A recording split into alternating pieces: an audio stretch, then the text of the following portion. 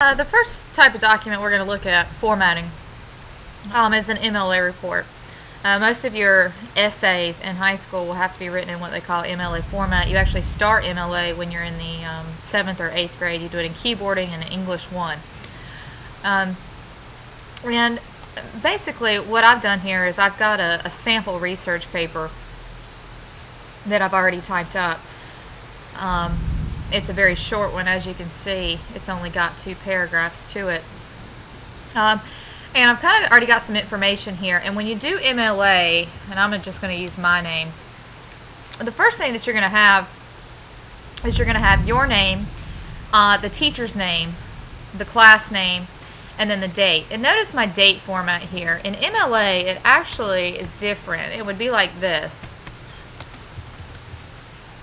It's going to be the day of the month, within the month, no comma, and the year. Okay? Alright, so then, and I'm just going to actually take out these extra spaces here. We have to look at a couple other things. First thing you want to look at is your margins. Now, when you go to page layout and click on margins, for a research paper in MLA format, you want to have 1-inch margins. Well, as you can see here in Word 2007, margins are already set at 1. Now, if you're using an older version like Word 2003, margins for the left and right are set at 1.25. So you'd actually have to go in to like custom margins and to change it, like let's say it said 1.25, all you have to do is just come in and type in a 1. Don't ever play with the gutter or gutter position for this. You just need to make sure that top, bottom, left, and right margins all say 1 inch. Okay, so now that my margins are set, we're ready to go ahead and do some formatting of the document. The first thing you want to make sure you do is create your header. To get into the header, just simply double click at the top of your document, just like I did there. See, I just go to the margin, double click, and it appears. You can also go to page layout. I'm sorry, you can go to insert a header and then just choose that and it will let you type in there. Either way is fine. I just find it easier to go and double click in the header. Alright, so what we're going to do here is we are going to right align our header. And there's 4 different types of alignments, and we'll look at the rest of them here in just a second. But on your home tab, you have these 4 icons. These are your alignment icons. If I just hold my mouse over, you'll see it pop up. Align text left, align text center, align text right, and then you also have what we call justified here, and we'll look at that in just a minute. Alright, so we want this to be right aligned, so I'm just going to click the right icon. Notice here when this mouse over is up, see where it says align text right, and then in parentheses Control R. Throughout the course, we're going to be talking about different keyboard shortcuts that you may choose to use, you may choose not to use. The keyboard shortcut for right align is just simply Control R. So let's say we didn't want to use our icons, we're just using the keyboard. I'm going to do Control R, and you see the text move to the right side of the screen. Then simply all you have to do is type in your last name, 1 space, and then you're going to insert a page number. And for this, I'm going to go to my Header and Footer Tools Design tab. I'm going to go to page number, current position, and then just select the first one. And that's all you want it to say. The last step before you can close out of your header, and it's one of the steps that my students at my other school tend to leave out the most commonly, is you've got to change the font. The font for MLA papers is Times New Roman 12. Now, some teachers will let you type in Arial, but you need to make sure that you check with your teacher first before you put your font. Typically, most documents are going to be Times New Roman 12. So, what we're going to do is I'm going to use another one of those keyboard shortcuts. I'm going to do a Control A. Okay, notice, what did that do? That highlighted all of my text. See, A for all. So then I'm ready to go and change the font. I'm going to go to my Home tab, go to my Font Style box, and I'm going to go to Times New Roman. And see, I already have it in recently used fonts, but if you don't, you can either simply start to type in Times New Roman and it will appear for you, and just press enter. Now the font size should be 12. Okay, and that goes for the whole document. So my header's done. I'm going to go ahead and double click below that line to get out of the header. And I want to go ahead and change the font for my whole document since everything should be Times New Roman 12. So again, I'm going to do a Control A, select Times New Roman, and make sure my font size says 12. Alright. While you've still got that Control A on, you need to go ahead and double space your paper. There again is a couple of ways to do this.